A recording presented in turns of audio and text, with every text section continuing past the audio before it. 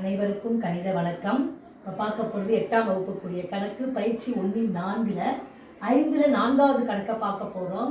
பகா காரணிப்படுத்துதல் முறையில் வர்க்க மூலத்தை காண்க.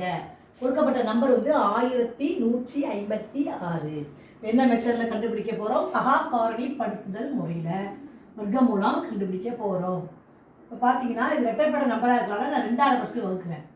5 10 மீதி 1, 15ல் 7 2 14 மீதி 1, 16ல் 8 2 16. திரும்பவும் அகேன் 2ஆல் வகுக்கிறேன். 2 2 4 மீதி 1, 17ல் 8 2 16 மீதி 1, 18ல் 9 2 18. அடுத்து இந்த நம்பரை பொறுத்த வரைக்கும் 17ஆம் வாய்ப்பாடு தான் வகுப்படும். 17 17 289. திரும்பவும் 17ஆல் வகுக்கிறேன். 17 17. இப்போ கண்டுபிடிக்கப்பட்ட நம்பரை வந்து நம்ம என்ன பண்ண போகிறோம்? வர்க்கமூலம் குறியீட்டில் போட்டுக்க போகிறோம். இஸ் ஈக்குவல் டு 2 வந்து எத்தனை இருக்குது? 2 இருக்குது.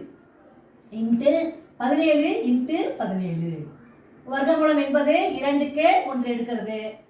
குறியீடை ரிமூவ் பண்ணிடுறோம். வர்க்கமூலம் எடுக்கும் பொழுது இந்த 2க்கு ஒரு 2 பெருக்கல் இந்த 2 17க்கு ஒரு 17 வெளியில் எடுத்துட்டோம். 2 17 பெருக்கினால் 34. இதுதான் வந்து இந்த கணக்குக்குரிய விடை. Therefore 1156 வர்க்கமூலம் இஸ் ஈக்குவல் டு 34. பகா காரணி முறையில் கண்டுபிடிச்சு போட்டிருக்கோம். வரக்கூடிய விடை 34. புரிஞ்சுங்களா?